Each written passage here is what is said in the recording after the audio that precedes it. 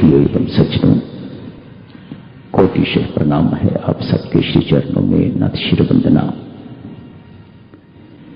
कल और पूर्व रहे पूज्य गुरुदेव श्री प्रेम जी महाराज का जन्म दिवस।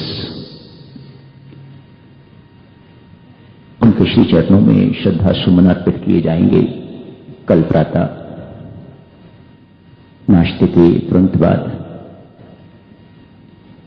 जैसे ही आप नाश्ता करें तत्काल हॉल में आ जाइएगा। महाराज श्री के श्री चरणों में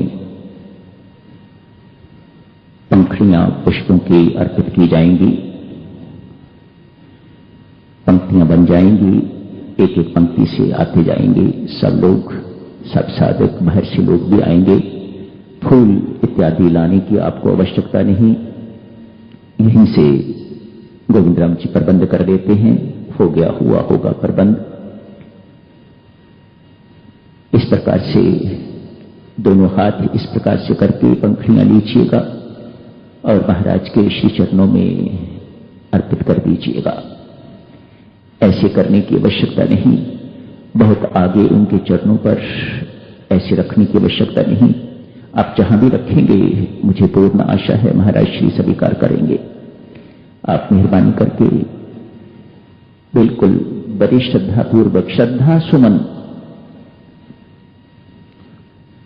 मात्र फूल नहीं है ये, पंखुड़ियां नहीं है, श्रद्धा से ओतप्रोत आपका अपना सुंदर मन सुमन वह अर्पित कीजिएगा महाराज के श्री चरणों में।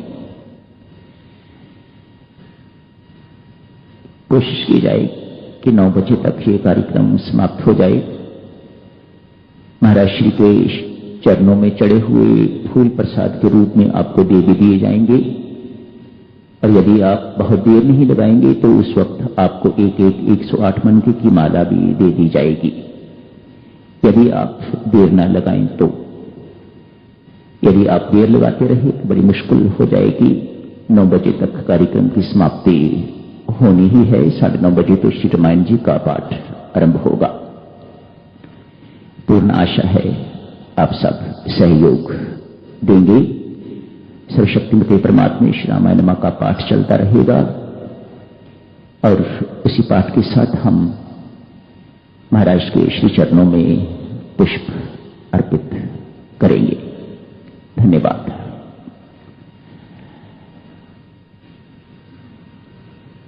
रामायण जी की चर्चा को आगे बढ़ाते हुए मंत्रा को थोड़ा और समझ लें। भले ही ये ताड़का या मंत्रा हमें बाहर तो दिखाई नहीं देती, पर हमारे भीतर तो विराजमान है ये, और भीतर हम देखते नहीं। बाहर तो दिखाई देता है, आंखें बाहर की ओर देख सकती हैं, भीतर की ओर देखती नहीं, पर अनुभव तो ये कहता है, स्पष्ट दर्शाता है इस वक्त ताटिका काम कर रही है, भीतर शूर्पणखा काम कर रही है या मंत्रा। दो टूटे हुए को जो जोड़ दे तो वह तो है राम, जो दूरी देरी को मिटा दे वह है राम, जो जुड़े हुओं को तोड़ दे वह है मंत्रा, जो उनको तोड़ फोड़ के रख दे वह मंत्रा है। कारण कथा तो नहीं होने वाली, वही है महर्षि विशिष्ट जिन्होंने योग वासिष्ठ की रचना करी है, वही है महर्षि विशिष्ट जिन्होंने राम जैसे शिष्य को शिक्षा दी है। छोटी मोटी हस्ती तो नहीं। अनेक प्रकार के वार्तालाप चलते होंगे, चर्चा चलती होगी, बहुत ज्ञान गोष्ठी इत्यादि होती होगी। राम भी बैठते हैं, मंत्रा भी बैठती है, कैकेयी भी बैठती है कथा सुनने के लिए। एक पौराणिक कथा है। कश्यप जी महाराज की 2 पत्नियां हैं, कद्रू और विंता। विंता बहुत सरल स्वभाव की है, बहुत सुशील है, नेक है, किसी प्रकार का द्वेष वैर इत्यादि उसके अंदर नहीं है। कद्रू बिल्कुल विपरीत है, साउथ है, इसलिए हर वक्त दृष्टि को दृष्टि रहती है कद्रू की, विंता की नहीं। बदकिस्मती है कश्यप की,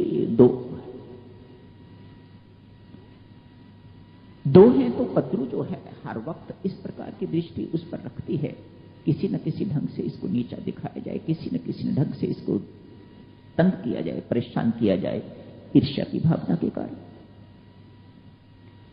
ईर्ष्या आ गई। एक बार सूर्यदेव का रथ आया है, देखा दोनों ने, सफेद घोड़े हैं, सफेद ये पूंछ।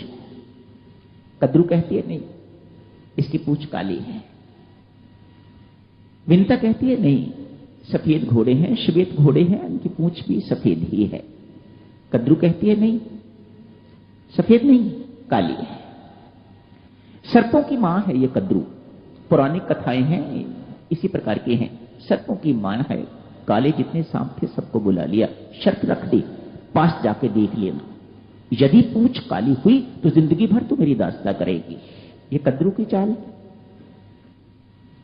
और यदि सफेद हुई, शर्त रख ली आपस में, काली दिखाई देगी, मैं कहती हूं काली है, तू कहती है सफेद है, यदि काली निकली तो जिंदगी भर तू मेरी दास्ता करेगी।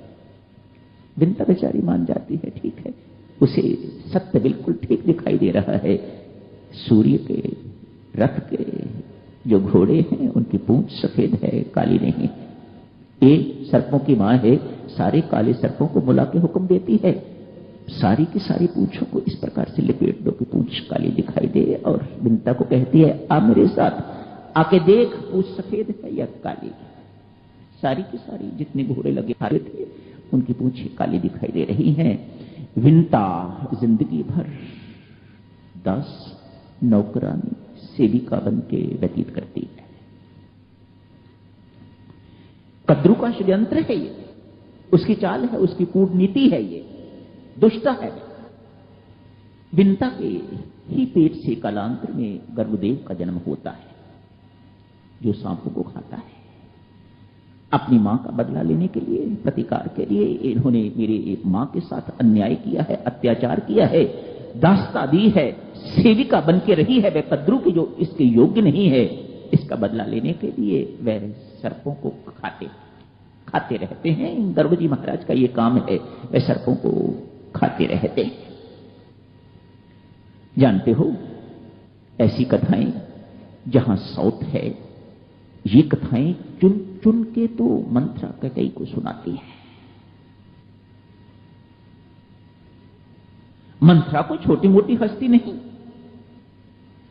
आप तो जानती हो ना माताओं, किसी महिला को यदि आपने अपने पति के विरुद्ध करना है तो किसी दूसरी की बात कर दो, है ना ये बात ठीक? ऐसे ही होता है ना, किसी दूसरी की बीच में लाके चर्चा कर दो, बस बात बन गई। यही बात बार बार मंत्रा कैकेयी को याद दिला रही है।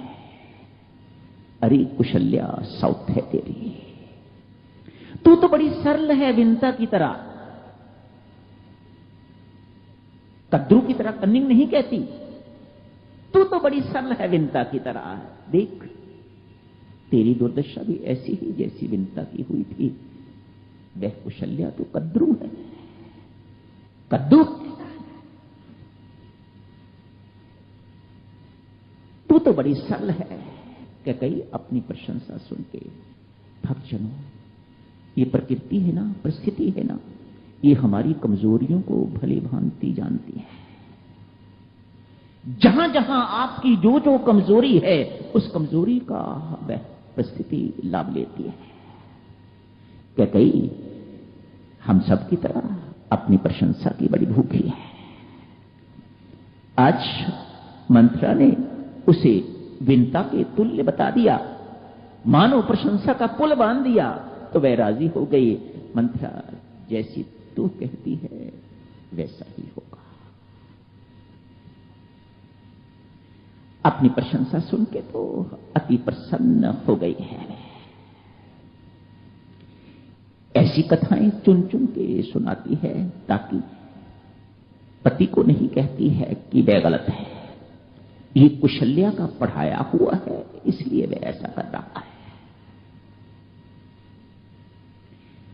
दूसरी महिला की ये बात किसी एक महिला के लिए सुननी अति कठिन,